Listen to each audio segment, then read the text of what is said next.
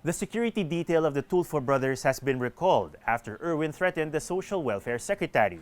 Ang tanong, bakit ba sila may police escort in the first place? Larizli finds out. Last week, Erwin Tulfo threatened to slap Social Welfare Secretary Rolando Bautista matapos hindi kaagad ito nagpa-interview para sa kanyang radio show. After the incident, all four Tulfo brothers, Erwin, Ben, Mon, Rafi, and Rafi's wife lost their police details. It is also known that Bautista is a retired military, and other uniformed personnel from police and military did not hide their support behind Bautista on this issue. Kaagad namang humingi ng apology si Erwin Tulfo.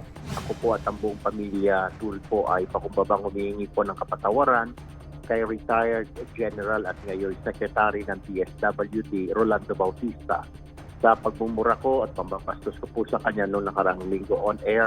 Ito naman ang sabi ng Malacanang. He apologized for it, and I think we should accept the apology. Pero ang pinaka-issue raw para sa maraming tao, why do the Tulfo brothers have security details in the first place? Ito ang PNP Police Security and Protection Group or PSPG, ang primary source ng protective security personnel. Ayon kay Police Lieutenant Colonel Guion D, nagsimulang magkaroon ng police escorts ang mga Tulfo during the election period na magtatapos ngayong June 13.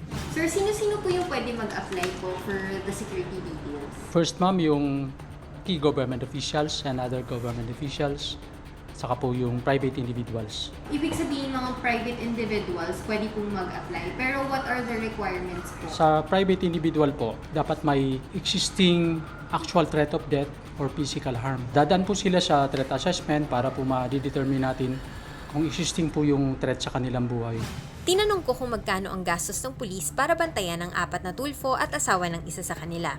Pero sabi sa akin, regular salary lang daw ang kinikita ng mga protective security personnel dahil under Republic Act 6975, Section 35B, Police Security Unit shall provide security for government officials, visiting dignitaries, and private individuals authorized to be given protection. Pero totoo pa ring mga taxpayer ang nagbabayad sa bawat pulis na nagbabantay sa mga Tulfo at asawa ng isa. Sa kabuuan, 10 pulis ang nagbabantay sa kanilang lahat. Ang mga yan nagbabantay sana sa publiko, lalo ngayong mahalaga ang police visibility at kulang ang mga pulis. Tinatayang meron lang isang pulis para sa kada 530 Filipinos. Ang mahalaga daw sa PNP ay magbigyan ng tulong at proteksyon ang kahit sino mang nangangailangan nito. Duty daw nila ito para sa tao at para sa bayan. Ako si Larizli and I stand for truth.